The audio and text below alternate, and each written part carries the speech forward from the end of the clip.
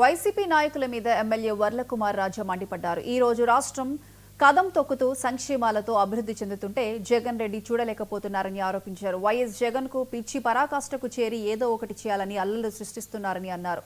కూటమి నాయకులు, కలెక్టర్, అధికారులు అందరూ ఫీల్డ్లో ఉండి రైతుకు ఏ సమస్య లేకుండా చూస్తున్నారని చెప్పారు. ఈరోజు ఆంధ్ర రాష్ట్రం అంతా కూడా సస్యశ్యామలంగా, సుభిక్షంగా, సుపరిపాలన తొలి అడుగులు అందరూ సంతోషంగా ఉన్నారు. వీరిలో ముఖ్యంగా అన్నదాత రైతన్నలు ఏదైతే గత 50 రోజులుగా యూరియా అందదేమో, యూరియా దొరకదేమో, యూరియా ఇక రాదేమో అనే భయం నుంచి సంతోషంగా ఈరోజు యూరియా ఎక్కడ కావాలన్నా, ఈరోజు మా దగ్గరికి ఎవరైనా యూరియా దొరకలేదని వచ్చిన క్షణాల్లో యూరియా అందించే స్థాయికి తీసుకొచ్చాం. అయితే రాష్ట్రంలో ప్రతి రైతు ఈరోజు సంతోషంగా ఉన్నాడు, ప్రజలందరూ సంతోషంగా ఉన్నారు.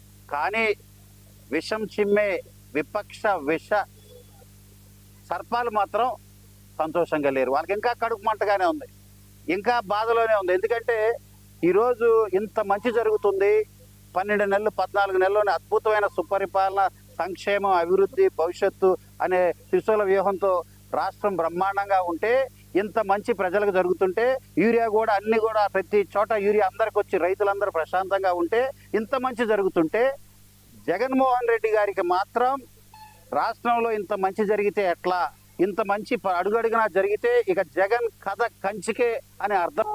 యూరియా అనేది కేంద్ర ప్రభుత్వం అయిన విషయం అయినా కూడా చంద్రబాబు నాయుడు గారు, పవన్ కళ్యాణ్ గారు కేంద్ర ప్రభుత్వాన్ని ఒప్పించి సరిపడి యూరియా తెప్పించి రైతులకి అందించడం జరిగింది. ఎక్కడన్నా యూరియా లేక పాడైపోయిన షేర్ని వీళ్ళు ఎక్కడ చూపించలేరు. గతంలో ధాన్యం వేస్తే డబ్బులు వచ్చాయో లేదో కూడా తెలవదు.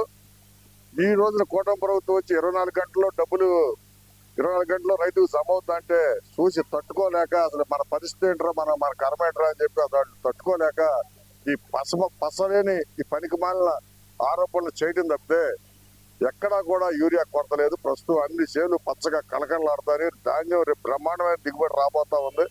దీనంతటికీ కారణం ఏంటంటే డ్రైనేజీ వ్యవస్థని కూటమి దృష్టిలో ఉంచుకుని పారే నీరు, పోయే నీరు రెండు ఛానల్స్ కూడా అద్భుతంగా సంవత్సరంలో బాగు చేయటం వల్ల ఈ రోజు మురుగు కూడా ఇబ్బంది లేకుండా ఉంటే చక్కటి పంటలు పండుతానికి సిద్ధంగా ఉందని చెప్పి కూడా ఈ సందర్భంగా తెలియజేసుకుంటూ రైతులంతా కూడా చంద్రబాబు నాయుడు గారి